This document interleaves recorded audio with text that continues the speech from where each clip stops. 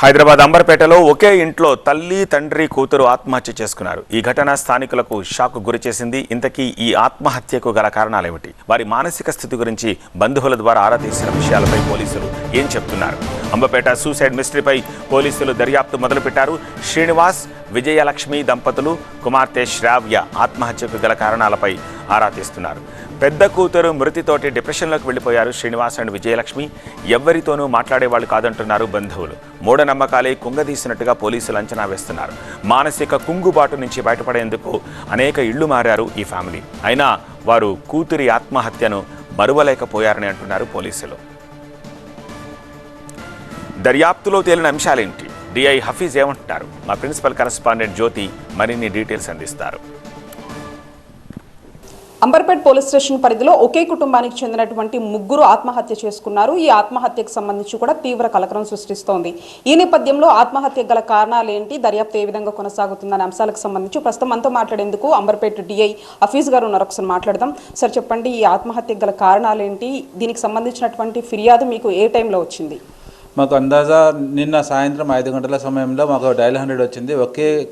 ఒక ముగ్గురు వ్యక్తులు ఆత్మహత్య చేసుకున్నారని ఇన్ఫర్మేషన్ వచ్చింది. ఇమీడియట్గా నేను మా టీంతో పాటు అందరం కూడా ఆర్కే నగర్ బాగాంబర్పేటకి వెళ్ళినాము. అక్కడ వెళ్ళి చూసేసరికి ఒక కుటుంబం చెందిన తండ్రి భార్య, భర్త, కూతురు ముగ్గురు కూడా ఒక చిన్న గ్రౌండ్ ఫ్లోర్లో ఒక ఇంట్లో వెంటిలేటర్కి చీర సహాయంతో ఉరి వేసుకొని కనిపించినారు.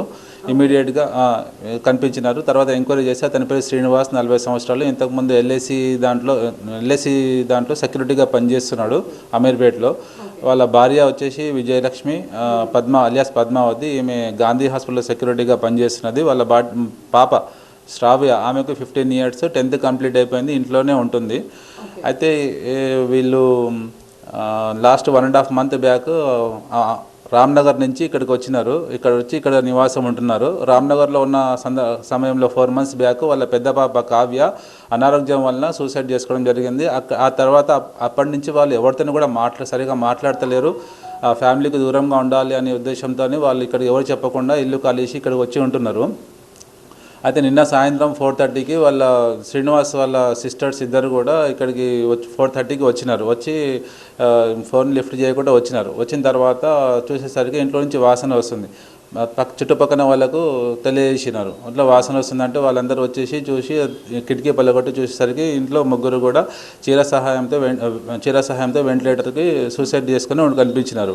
అంటే పెద్దమ్మాయి కూడా అనారోగ్య సమస్యతో పాటు వాళ్ళు ఎక్కువగా ఈ యొక్క పూజల విధానాలకు సంబంధించి ఎక్కువగా వెళ్తూ ఉండేవారని చెప్తూ ఉన్నారు. ఇక్కడికి వచ్చిన తర్వాత కూడా అదే డిప్రెషన్ కంటిన్యూ అయిందా? అదే వాళ్ళ పెద్ద సిస్టర్ చెప్పేదాని ప్రకారం అయితే వీళ్ళు అక్కడికి వెళ్ళేది వాళ్ళతో చూపించుకునేది అని చెప్పేసి వాళ్ళ పెద్ద సిస్టర్ అనేది నిన్న చెప్పడం జరిగింది మాకు. ఇది ఇంకా దర్యాప్తు చేస్తే ఇంకా మన కొత్త విషయాలు వచ్చే అవకాశం ఉంది. కాబట్టి ప్రజలకు మనం చెప్పేది ఏంటంటే ఆరోగ్యంగా ఉండాలి. ఏదైనా ఆరోగ్య సమస్యలు ఉంటే తాంత్రికుల దగ్గరికి అక్కడ వెళ్లకుండా ఇమీడియట్గా లోకల్గా ఉన్న డాక్టర్కి కన్సల్ట్ కావాలి.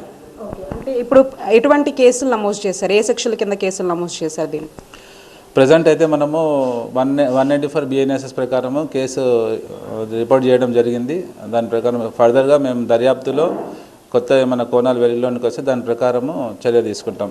ఏమైనా ఉంటే ఏవైనా అనారోగ్య సమస్యలు వస్తే ఇది పరిధిలో ఉన్నటువంటి హాస్పిటల్కి వెళ్ళి చూయించుకోవాలి. కానీ ఇటువంటి మూఢనమ్మకాలకు సంబంధించి కూడా ప్రజలు ఖచ్చితంగా అవగాహన ఉండాలి అనేది పోలీస్ అధికారులు కూడా చెప్తున్నటువంటి పరిస్థితి. ఇప్పుడు రాజుతో కలిసి జ్యోతి TV9 హైదరాబాద్.